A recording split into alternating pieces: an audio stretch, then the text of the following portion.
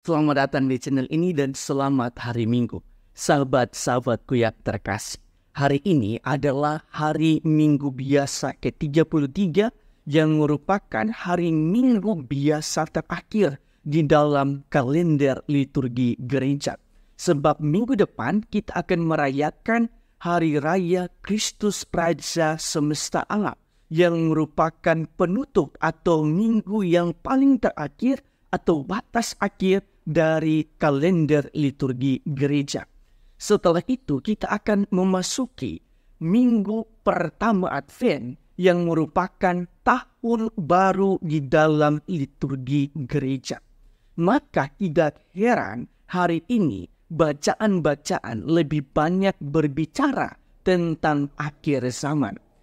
Dan ketika saya merenungkan tentang bacaan-bacaan yang bertemakan tentang akhir zaman ini, saya teringat akan renungan-renungan saya di dalam setiap perayaan arwah atau misa peringatan arwah. Saya selalu mengatakan bahwa ketika kita manusia berhadapan dengan kematian, maka kita akan berjumpa dengan ketidakberdayaan manusia dan kemahakuasaan Allah di waktu yang bersamaan. Artinya, sehebat dan sekaya apapun manusia, maka menjadi tidak berdaya kita manusia di hadapan kematian saat kematian itu tiba.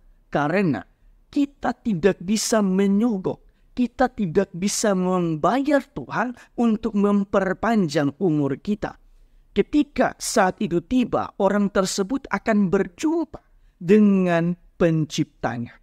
Itu artinya manusia dan hidupnya adalah bersifat sementara dan tidak abadi.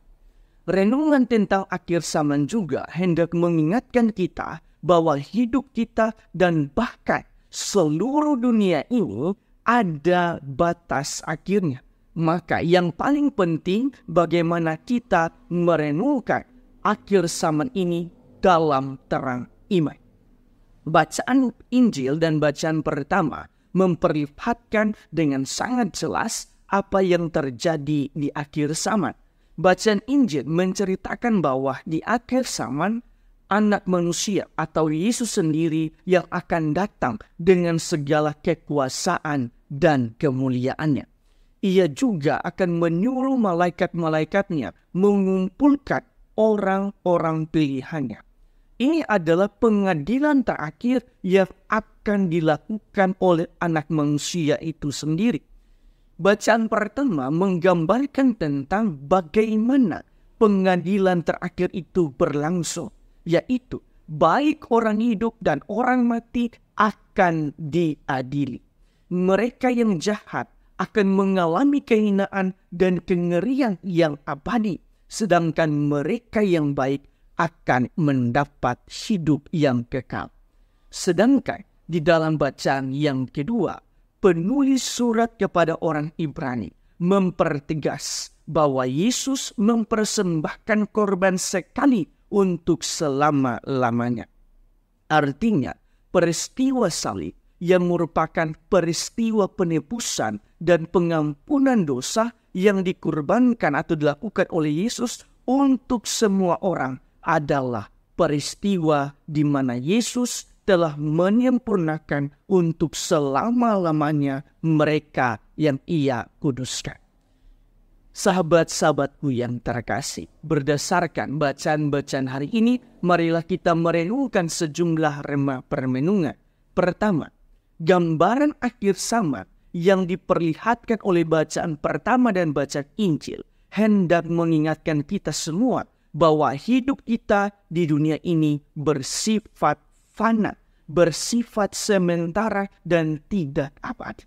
Bahkan pada akhir zaman itu, kita semua akan diadili berdasarkan tindakan, perbuatan, dan kesungguhan hidup kita di dunia ini.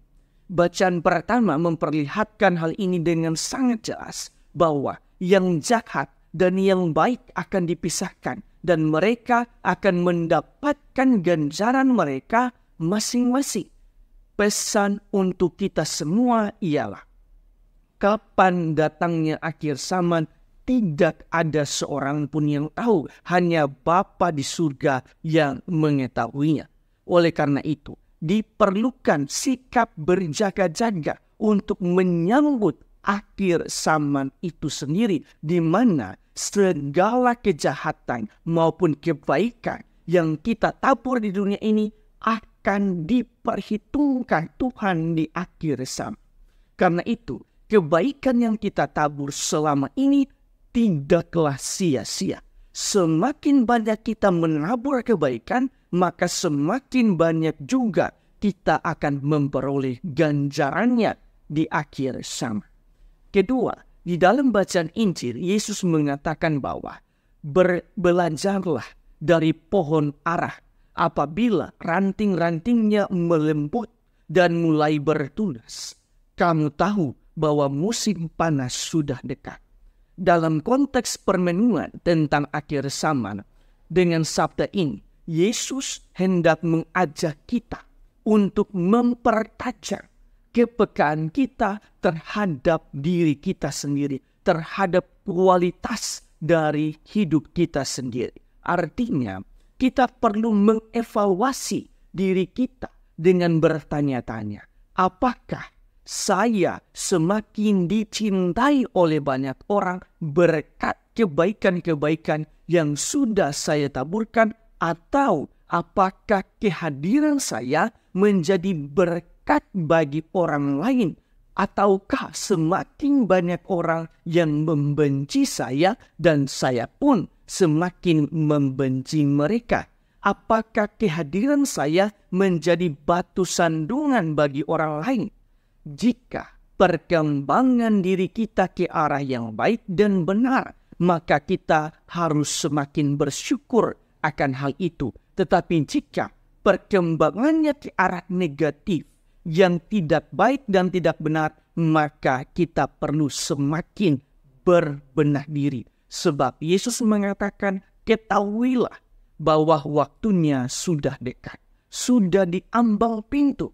Maka kita perlu semakin berbenah dan bertobat dari hari ke hari. Dan dalam permenungan saya, pertobatan yang baik adalah kita mengampuni diri kita, tetapi juga mengampuni orang lain. Tuhan memberkati Anda semua.